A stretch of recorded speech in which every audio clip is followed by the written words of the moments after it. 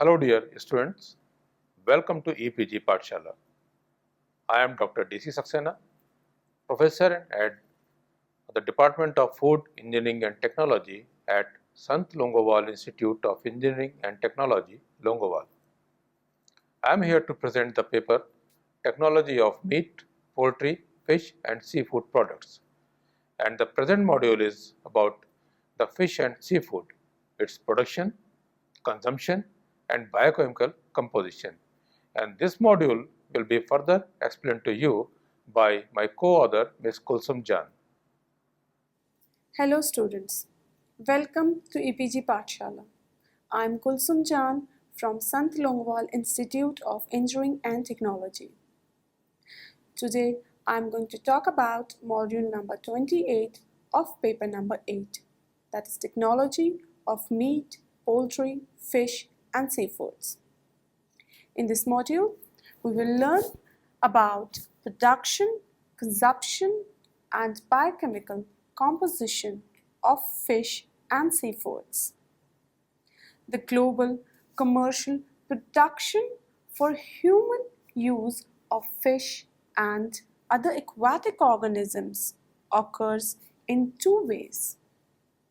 They are either captured wild by commercial fishing or they are cultivated and harvested using aquacultural and farming techniques. Fisheries in India is a very important economic activity and a flourishing sector with varied resources and potentials. Only after the Indian independence has fisheries together with agriculture been recognized as an important sector. The vibrancy of the sector can be visualized by the 11-fold increase that India achieved in fish production in just 6 decades, that is from 0.7 million tons in 1950 to 51 to 9.6 million tons during 2012 and 2013. This resulted in an unparalleled average annual growth rate of over 4.5% over the years, which has placed the country on the forefront of global fish production, only after China. So besides meeting the domestic needs, the dependence of over 14.5 million people on fisheries activities for their livelihood and foreign exchange, earnings to the tune of US dollars, that is 3.51 billion in 2012 and 2013 from fish and fisheries products. So that amplifies or justifies the importance of the sector on the country's economy and in livelihood security. The processors, the nutritionists, the cook, and the consumer all have a direct interest in the composition of fish. The processor needs to know the nature of the raw material before he can apply correctly the techniques of chilling, freezing, smoking, or canning. The nutritionist wants to know about the contribution of fish that the fish can make to the diet and to the health as well. Moreover, the cook must know, for example, whether a fish is normally lean or fatty in order to prepare it for the table.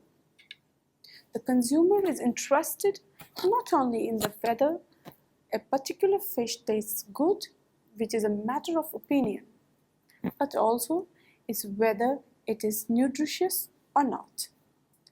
While the consumer is also interested mainly in the edible part of the fish, that is the flesh or the muscle portion. The fish meal manufacturer is concerned with the composition of the whole fish, and the processor of the fish oil generally wants to know about the liver of the fish, because generally the oil comes out of the liver. Fish is one of the most valuable source of high-grade protein available to man in this hungry world, and a knowledge of its composition is essential if the fullest use is to be made out of it. The world seafood industry plays a significant role in the economic and social well-being of nations, as well as in the feeding of a significant part of the world's population. Fishing and fish farming has emerged as one of the major food processing occupations of mankind. In ancient times, economically and socially backward people were employed in this profession. The advent of modern mechanized fishing vessels has brought vast changes in the attitude of the public fishing and seafood processing. From low-income and socially backward communities, the profession has shifted to the hands of industrialists and technologists. Today, fishing and processing activities provide employment to millions of people around the world. Marine fisheries contribute to nutritional security, livelihood, and income generation to a large population in India. The sector currently faces several sustainability issues such as over-exploitation, pollution, and habitat degradation.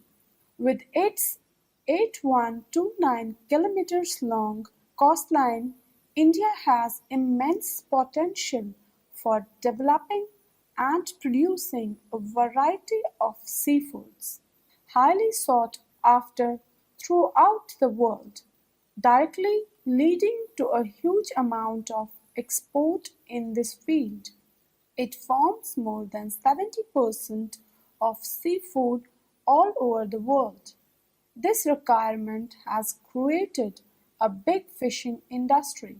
The increased requirement of seafood all over the world and relatively easy breeding of certain varieties of fish has led to creation of sea breeding farms in the shallow coastal areas of our country eastern coasts.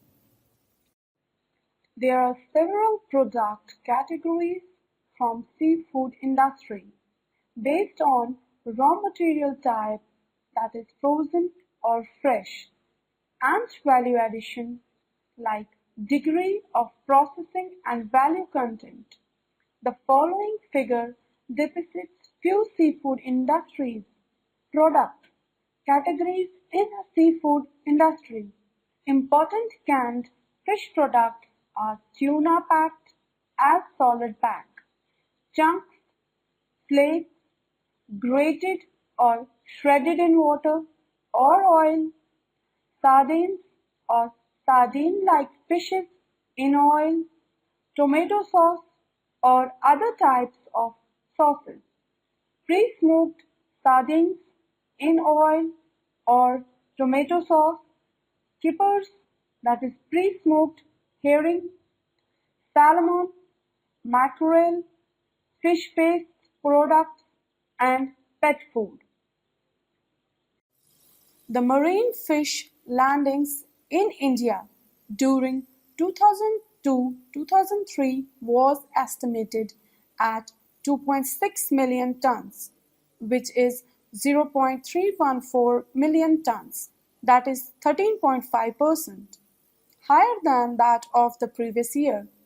The increase was preliminary due to enhanced catches of sharks, oil sardines, Bombay duck, ribbon fishes, carangids, seer fishes, tunas, pinnate prawns, and cephalopods. Perches and non-pinnate prawns showed a decrease in landings. The mechanized sector accounted for 67.9%, motorized sector 25%, and artisanal sector 7.1% of the production. The northwest coast accounted for 0.908 million tons, followed by southwest coast 0.86 million tons, southeast 0.611 million tons, and northeast 0.227 million tons. Monitoring of environment characteristics of coastal water was continued all through the year. Fish is an important source of protein, and its harvest, handling, processing, and distribution provide livelihood for millions of people as well as providing valuable foreign exchange earnings to the country. It's a highly perishable food requires proper handling, processing, and distribution. If it is to be utilized in a cost-effective and efficient way, today fisheries are estimated to provide 16% of the world's population's protein, and that figure is considerably elevated in some developing nations and in regions that depend heavily on the sea. Estuarine and coastal zones are among the most productive areas in the ocean. They comprise only 8% of ocean surface, but account for about 14% of ocean production. Almost 60% of the world's fish catch is taken from coastal ecosystems. A number of the marine teleosts congregate in the zone of reproduction, feeding, and shelter. However, they are also subject to great human impacts through exploitation of coastal resources and economic and social developments.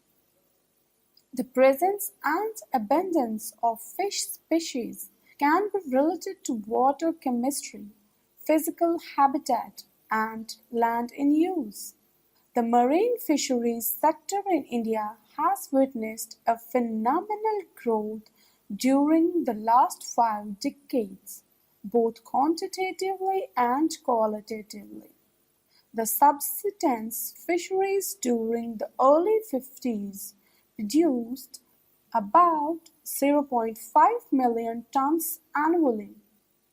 The total potential yield of the marine fishery resource of India (EEZ) is revalidated as 3.93 million tons. The marine fish production during 2009 and 2010 was 3.07 million tons. The gross revenue from the catches at the point of first sale landing center was estimated as 19,753 crores, and at the point of last sales, that is retail market, it was estimated as rupees 28,511 crores. The marine fisheries sector in India has witnessed a phenomenal growth during the last 5 decades, both quantitatively and qualitatively. The subsistence fisheries during the early 50s produced about 0.5 million tons annually. The total potential yield of the marine fishery resource of India (EEZ) is revalidated as 3.93 million tons. The marine fish production during 2009 and 2010 was 3.07 million tons. The gross revenue from the catches at the point of first sale landing center was estimated as 19,753 crores, and at the point of last sales, that is retail market, it was estimated as rupees 28511 crores. Export of marine products during April-March 2010 and 11 have achieved the US dollars of 2.84 billion mark by registering a growth of 18.96% in quantity, 27.64% in rupee value, and 33.17% in US dollar realization compared to the same period of last year, according to the provisional export figures. This is the first time in the history of marine products industry these exports crossing the 2.8 billion mark. India has a coastline of about 8129 kilometers, including island territories. Landing of fish takes place at numerous locations all along coastline during day, at times during night also. There are 3202 marine fishing villages and 1332 landing centers along the coastline of the mainland. The increase in marine fish production is the result of improvements in the harvesting methods, increasing the fishing effort and extension of fishing into relatively deeper regions. Fleet size and operations underwent quantitative and qualitative changes. Inland water resources in India are diverse and comprised of 29,000 kilometers of rivers, 0.3 million hectares of estuaries, 0.19 million hectares of backwaters and lagoons, 3.15 million hectares of reservoirs, 0.2 million hectares of floodplain wetlands, and 0.72 million hectares of upland lakes. These water bodies altogether contribute about 1.05 million ton annual fish production. Inland fish production has shown remarkable increase from 0.218 million tons in 1950 to 51 to about 4.930 million tons in 2009 and 10. Freshwater aquaculture is the major contributor in inland fish basket, where its share has increased from 46% in 1980 to over 85% in recent years. It has evinced tenfold growth from 0.37 million tons in 1980 to about 3.85 million tons in 2009 and 10, with mean annual growth of about 6%. The giant prawn, popularly known as scampi, is migratory and completes its life cycle in both fresh and coastal seawaters. Seed production was done successfully in freshwater prawn, macrobrachium, and rosenbergi by using underground saline water with necessary ionic amendments at Rohtak, Haryana. Haryana, Rajasthan, Punjab, and Uttar Pradesh have large areas of inland saline groundwater reservoirs, and hence the present practice is expected to provide boost to prawn culture programs of landlocked states. Macrobacchium rosenbergi culture was initiated in saline affected waters of Punjab and Haryana. Prawn production in the range of 872 to 2285 kgs per hectare was achieved in culture ponds of culture period of 6 to 7 months. 7 sets of Labio fimbriatus were bred successfully using a portable hatchery at Bangalore. More than 0.1 million spawn were obtained. Subadults and fingerlings of Pontus pulchellus was collected from the Western Ghats and are being cultured under captivity on artificial feed. In vitro culture of freshwater pearl mussels, primary in vitro cell culture of nacre secreting pallial mantle epithelial tissue explants of freshwater pearl mussel was carried out successfully. Shrimp feed developed by the CIBA was successfully tested in a farmer pond at Kalpakam near Chennai. The 0.52-hectare pond was stocked with tiger shrimps, Peneus mondon, seed and the farmer used CIBA shrimp feed during the culture. After 137 days of culture, the farmer harvested 1665 kgs of shrimp and obtained a production of 3330 kgs per hectare.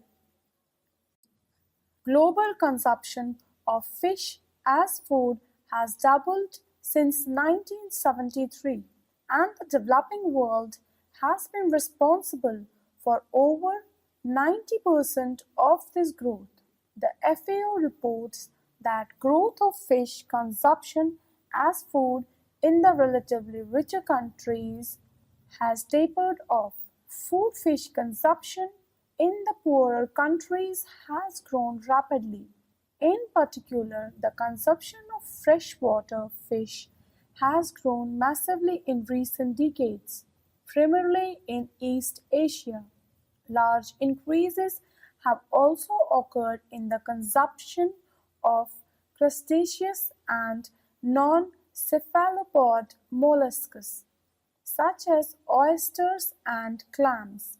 In both cases, the growth in consumption has been matched by an equally rapid growth in production from aquaculture, primarily but not exclusively within Asia, with both may be at work in different proportions in different places.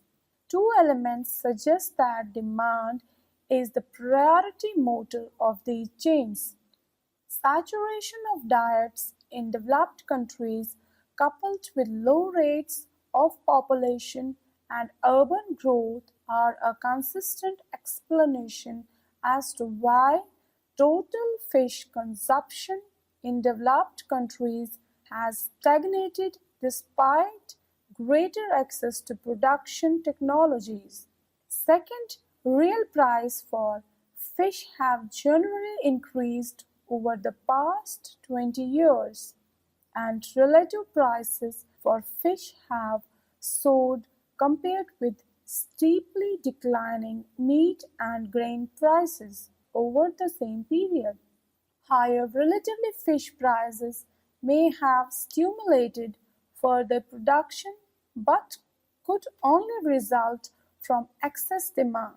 It's also likely that the rapid growth of freshwater aquaculture in Asia is partly derived by policy and the desire to diversify production out of the rice monoculture.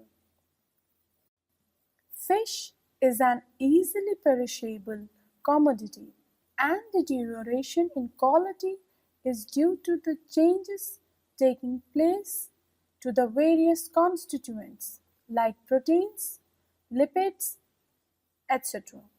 Information on the biochemical constituents will help a processor technologist to define the optimum processing and storage conditions so that the quality is preserved to maximum extent.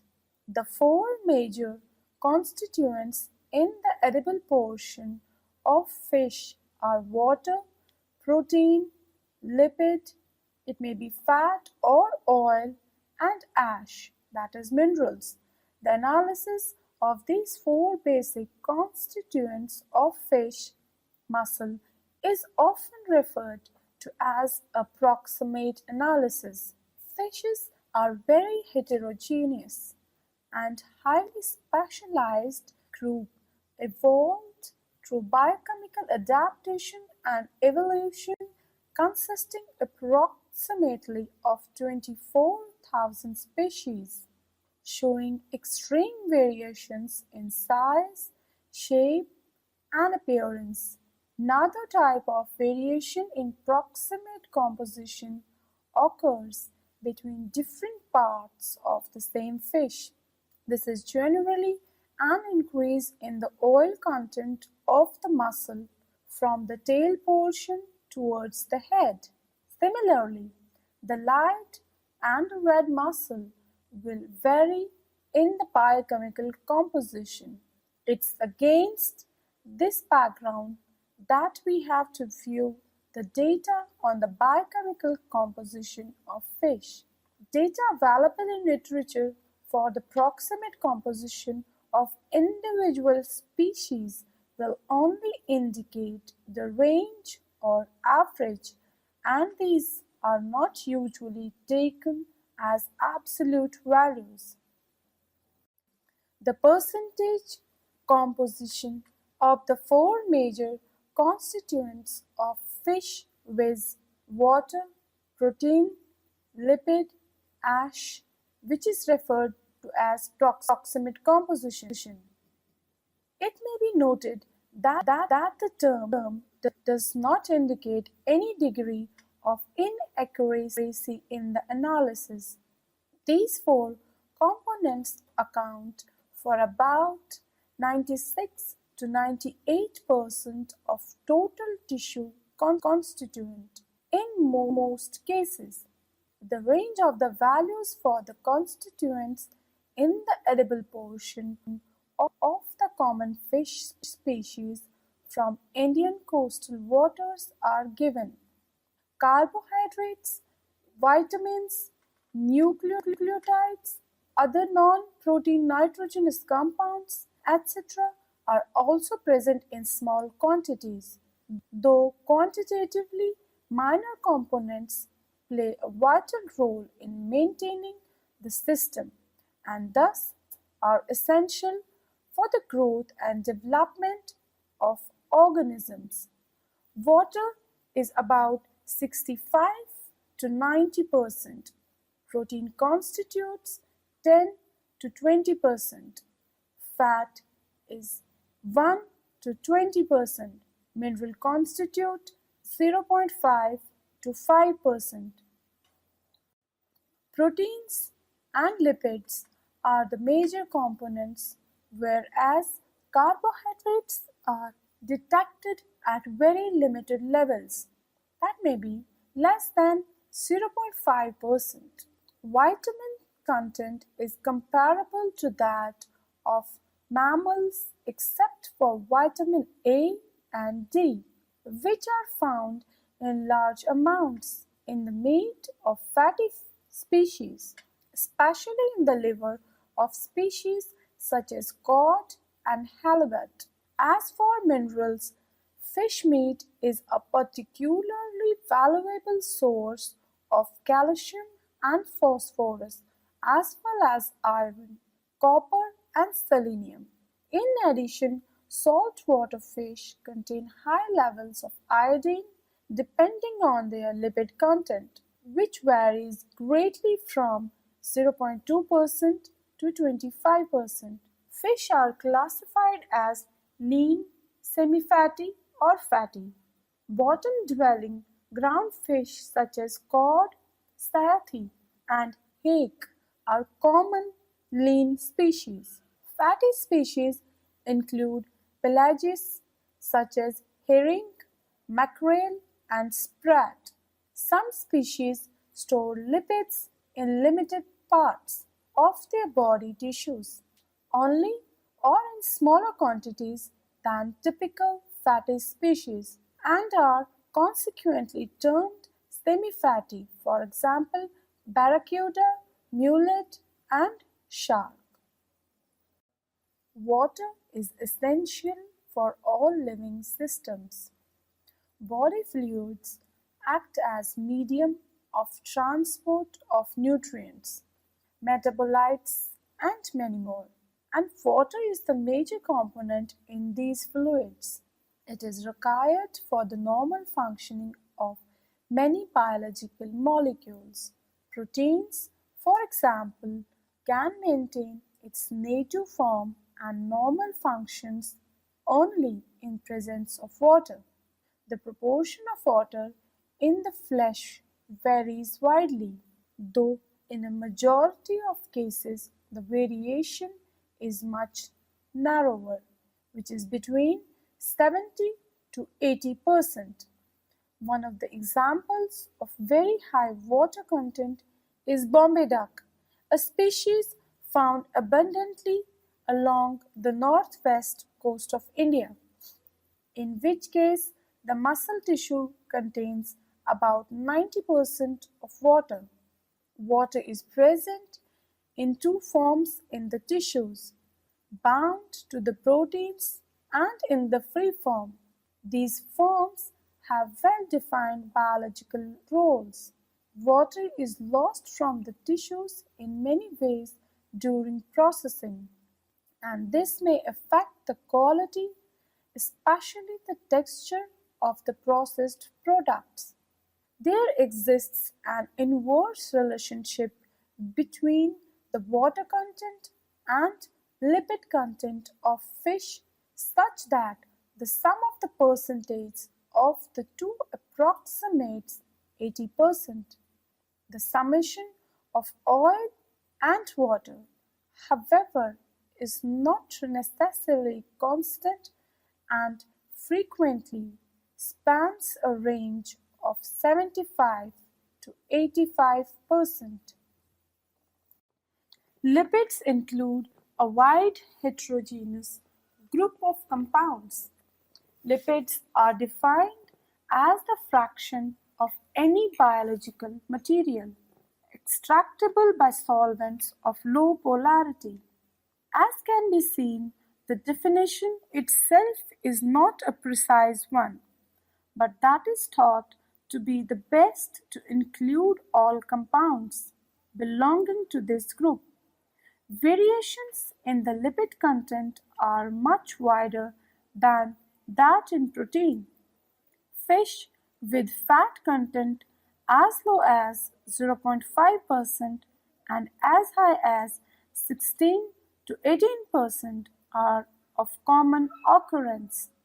In many species, there is a buildup of lipids during the feeding season and decrease during spawning.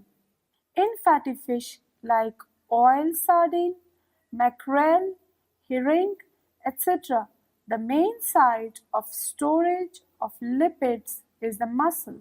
The lipid content of such fish show wide variations with season and sexual maturity.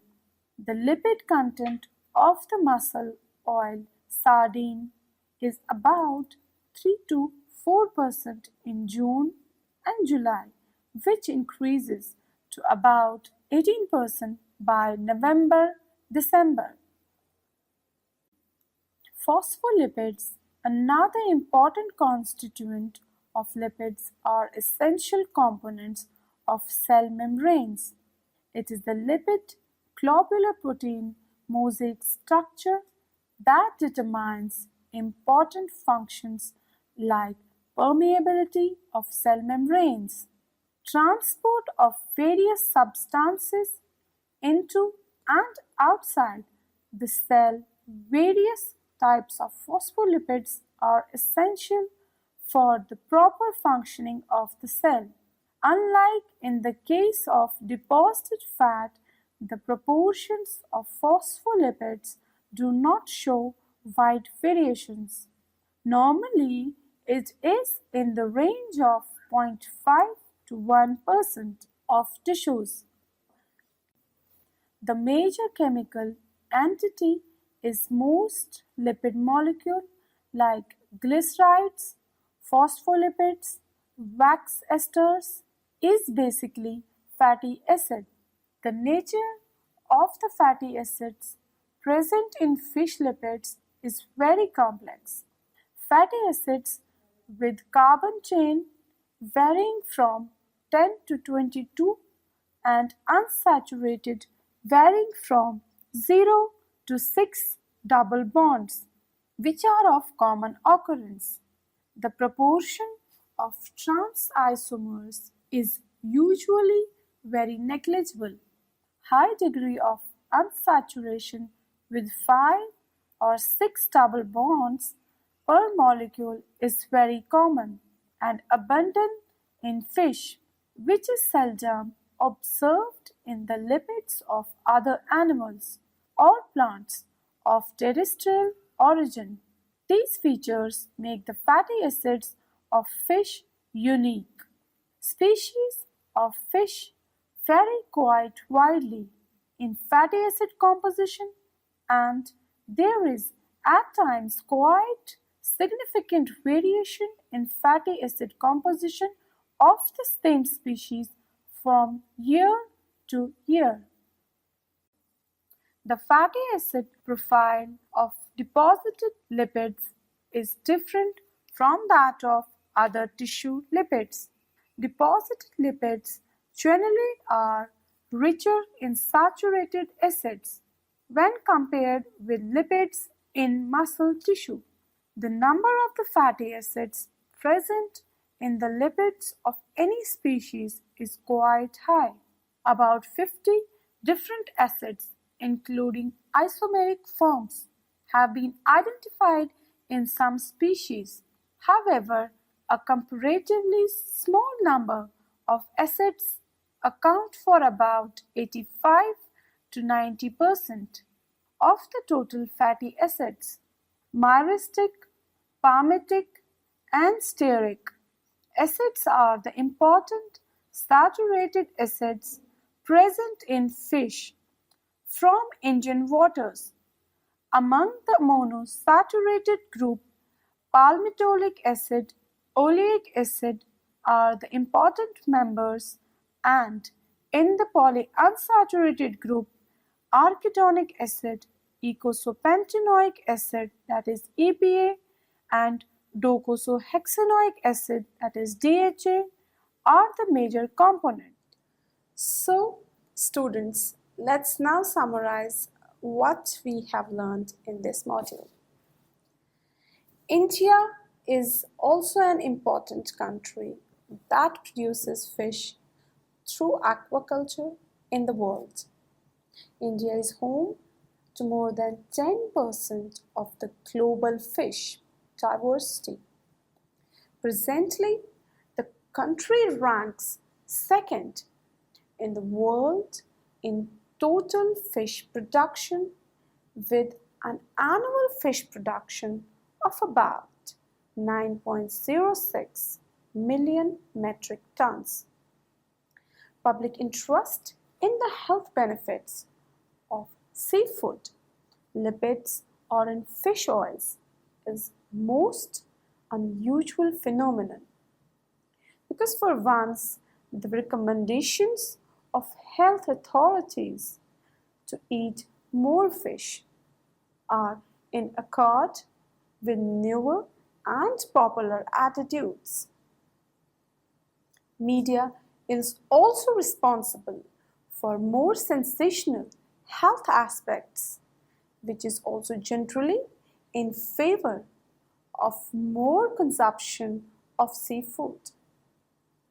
The public is, however, still confused by the multitude of species of fish and shellfish, which are generally available, and in a query over whether fatty fish are risky in terms of calories or cholesterol, or of more benefit than lean fish in terms of omega-3 fatty acids, that are all about the production, consumption, and biochemical composition of fish and seafood.